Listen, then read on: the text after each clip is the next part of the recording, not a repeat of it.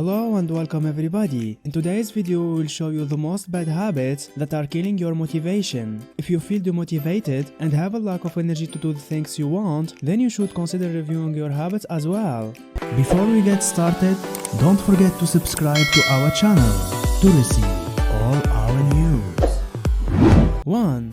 You compare yourself to others. Comparing yourself to others is one of the easiest ways to feel bad about yourself. You see what others are doing on social media, at work, and on television, and compare yourself unfavorably with these folks. Everyone seems more accomplished and better looking, has a better job title and a nicer home, is more physically fit and wealthier, or just seems to be having a better time in their lives. These negative comparisons are the path to unhappiness. They make you feel jealous, inadequate, and inferior. They cause you to make poor decisions and to feel greater stress, anxiety, and depression. It is easy to see that your boss, who is years younger than you, has a lot of money and a great career trajectory. Or you might see that your friend Katya is a stunning beauty and that your friend Jack has an insane level of physical fitness. It is easy to become jealous of these idolized versions of others, but these versions are never the complete picture. You need to take the complete picture and humanize these idealization. By doing this, you may realize that your boss is a workaholic, your boss is constantly stressed and constantly working, he has no social life to speak of, and who knows, maybe he has some health issues. He may be stressful, but he is not happy. By humanizing your friend Katya, you may see that she's a bundle of anxiety, she's beautiful but has low self-esteem. Her entire sense of self-being is locked up in the perception of her beauty. You may also humanize your friend Jack with a bit of analysis. You may see that yes, Jack is extremely fit and healthy, but the only thing that matters to him is his fitness. He has little drive to succeed, and his relationships are mostly shallow and meaningless. Humanizing others is not about knocking them down, but about trying to get the complete picture. It is about seeing a balanced view of others, not the perfect view that may drive you mad with jealousy.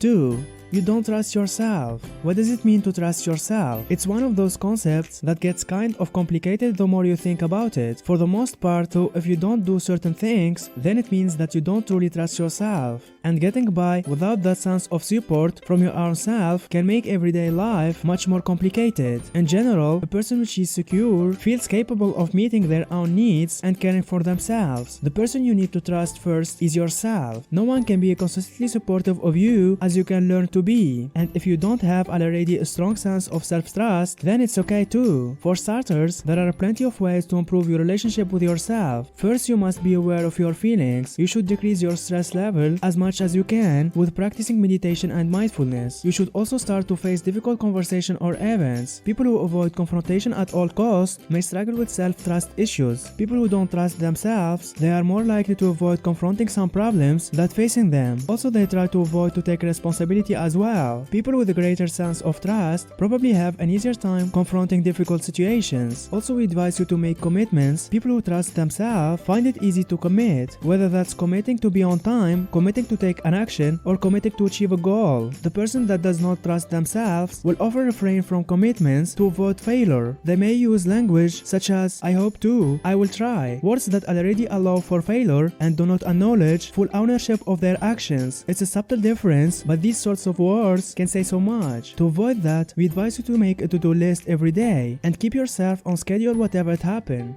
3. You are doing too much thing at once. Doing too much thing seems to be the disease of our era. Everywhere you turn, you hear that. No one has enough time. Everyone is too busy. They are slaves to their schedules. It doesn't need to be this way. Maybe we need to stop doing too much. Something fascinating happens to our brain when you get caught in multitasking. Rather than getting many things done at once and increasing productivity, we actually split our focus and make achieving each of our tasks difficult and taxing. Hard drive needs to be defragged or decluttered from time to time, and so do our brains. If we take on too many tasks at once, our minds can malfunction just as a laptop can periodically freeze up or shut down. To avoid the potential mental system overload, be honest with yourself. Are you trying to cram so much into a day that you don't have enough room for anything else, including taking care of you? If that's the case, then you should take a moment to ask yourself this question. Are you making a balance in your life between your relationship, work, health, fun, and family? If you are not making a balance, then it's the time to prioritize and make make a list ranging from most important to least. Revisiting our priorities can help us decide what to do and what not to do. When we identify those people and practices that mean the most to us and allow them to take your full attention. Ask questions or conduct research when something isn't clear. Allow additional free time for yourself in between activities. Even an extra 15 minutes will be beneficial when unexpected issues arise. Don't be afraid to say no or politely decline when too much is going on. People will understand. Allow ample time for sleep. Your brain needs to recharge and a fresh mind can handle a lot more. Eat healthily. It is true that you are what you eat. The better the food are, the better you will be.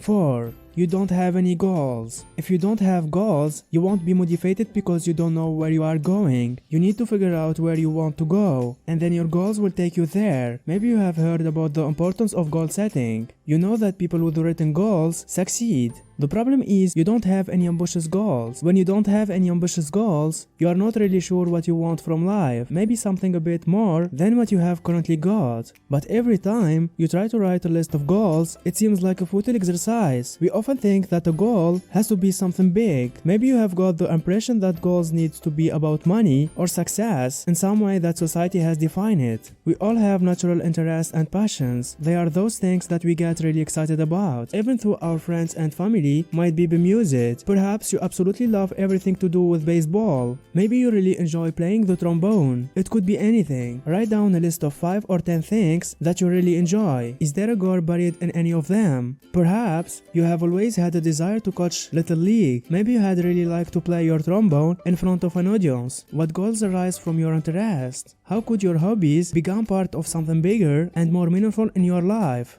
5. You forget to encourage yourself. Nothing can change your perspective or bring a new life to a relationship quite like encouragement. But just as it is important to encourage others, it's important to encourage yourself. We all know just how encouraging we have value and what we do matters. This feeling motivates us to get up and go to work every day. But what happens when we aren't getting the encouragement that we need? Encouragement does not have to come from the people around you. You can learn to encourage yourself. If you are always waiting for someone else to encourage you, you run the risk of going days without hearing how awesome you are, and that's not good for anyone. Being self-encouraged is akin to being self-motivated. Waiting for extra and sick encouragement is only going to be an exercise in futility and frustration. Others are simply too reliable to give you encouragement when you need it most. So rather than waiting around for that pat on the back that may never come, you can start with being mindful of your small wins and achievements. Make a mental note of them and be sure to recollect them at the end of the day. Celebrate progress toward your goals. Set yourself up with milestones so that each goal is broken down into manageable chunks that you reward yourself for open attaining. Also, surrounding yourself with positive people is one of the most encouraging things you can do. An investment in yourself is never a waste. If you feel as though you are lacking momentum or motivation, take a minute to invest in encouraging yourself. It can be difficult to encourage yourself. The whole idea sounds a little bit silly, but you will grow immensely when you implement this discipline in your life. 6. You forget to rest. We are always told to stay active, working hard, and get regular exercise. But keep in mind that taking a rest are more important than you think they are. Taking regular breaks allows your body and your brain to recover and processing the information you got. It's a critical part of progress. Ever wondering whether it's better to complete your work in small periods of time or to just power through it? Studies have shown that most full-time workers spend more than 40 hours a week at work, and many employees don't ever break for lunch anymore. Just like feeling thirsty is your body's way of begging for water. Taking a break when you are exhausted because your body begging for downtime. Even taking 5 minutes every couple of hours to assess your daily goals can make a big difference in the way your day goes. We all know how 100 things are waiting to redirect our focus at any given time. So by taking stock in what you have done and what you want to complete before the day is over, you are able to better set yourself up for success. Also, a brave break in the workday is a chance to push the restart button. You can make an effort to spend the next block of time on an important project and vote to block out any distractions. One research study suggests that when faced with long tasks, it is best to impose breaks on yourself. Brave mental breaks will actually help you stay focused on your task. How many times have you struggled to figure out a solution to a problem or come up with a new creative idea at work, only to have the perfect idea or solution hit you when you are enjoying dinner with friends and family? Resume of our video. 1. You compare yourself to others. 2. You don't trust yourself. 3. You are doing too much things at once. 4. You don't have any goals. 5. You forget to encourage yourself. 6. You forget to rest. Don't forget to subscribe to our channel to receive all our news. If you learned something new today, then give the video a like and tell us in comments which step you like it more. And here's some others great videos I think you will enjoy. Just click on the left or on the right.